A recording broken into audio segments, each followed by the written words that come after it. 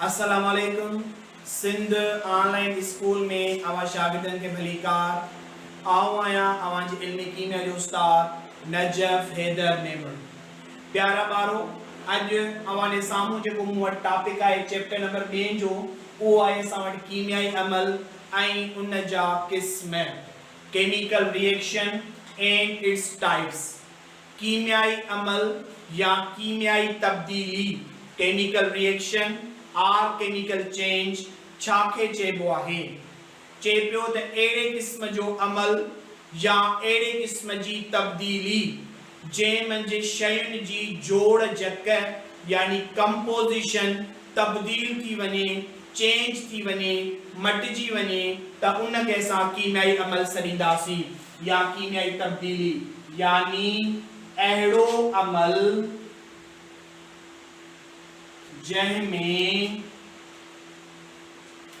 शयुन जी जोड़ जक यानी कंपोजिशन जोड़ जक तब्दील थी वने चेंज थी वने त उनखे कीमियाई अमल चेबो आहे। यानी एड़े किस्म जी तब्दीली एड़े किस्म जो अमल जैं अमल मंजे के भी शे जी जोड़ जक कंपोजिशन मुकम्मल तौर ते मटजी वने त एड़े किस्म जी तब्दीली एड़े किस्म जी चेंज के सा सडींदासी कीमियाई अमल या केमिकल रिएक्शन जेके कीमियाई तब्दीली यानी केमिकल चेंज पिण सडींदासी असा। मिसाल पे वठूं असा मिसाल लोह के कट लगन यानी लोह आयरन आयरन जेनी सिंबल निशानी पोया असा पढ़ी आयासी त लोह जी जेका सिंबल आ उहा Fe आ।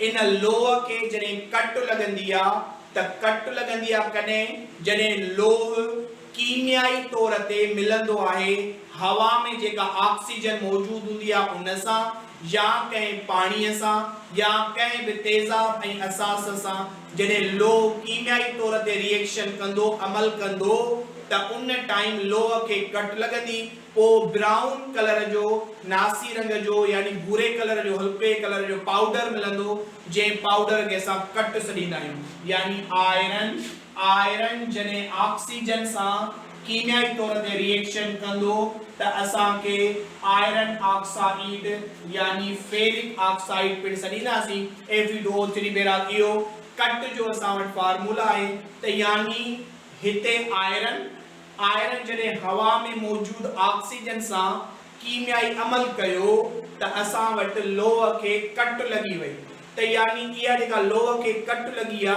असल में इया असा वट कीमियाई अमल या केमिकल चेंज आ असा वट। उन का अलावा बियो मिसाल जेकने वठूं असा काठ जो बरण यानी काठ के जने बाहि लगंदी आ त यानी काठ हवा में मौजूद ऑक्सीजन सा कीमियाई अमल कंदो नतीजे में कोयलो ठहंदो धुओं ठहंदो खाक ठहंदी।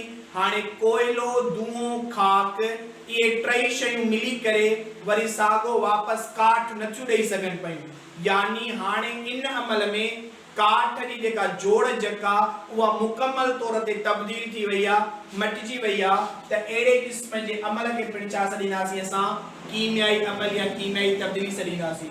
उन का अलावा बियो मिसाल आहे खाधे जो हजम थियण।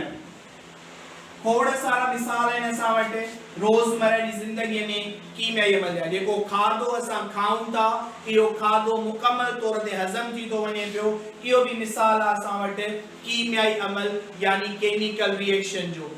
उन का अलावा पेट्रोल के बाहि लगना इहा भी असा वट कीमियाई तब्दीली आ।